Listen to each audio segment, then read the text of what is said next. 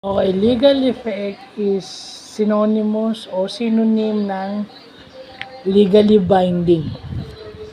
So, ibig sabihin, pag legally binding siya, yung effect nun, kailangan sumunod ka. Or else, may consequences yun. No? May consequences yun kapag hindi mo sinunod. So, basically, yun lang siya. Legal effect is legally binding. No? Pag hindi ka sumunod sa kontrata, may consequences yun. Breach of contract, pabayaran mo yun. Or yung application for specific performance na tinatawag. If ipa-file sa korte.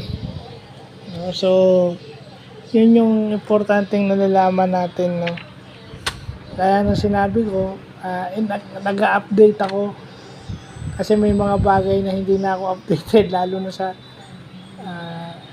etong law, bago lang. Medyo English ko, ina-upgrade ko, Filipino ko hanggat maaari. So, doon sa mga nagtatanong sa akin, pasensya na muna kasi nag-update din ako, binabalikan ko din. So, isa to sa mga pinag-aaralan kong bago yung batas. Kasi kailangan hindi tayo maging inosente sa batas. So, yung concept ng law. So, yun yung legal effect, meaning legally binding. So, yun lang po.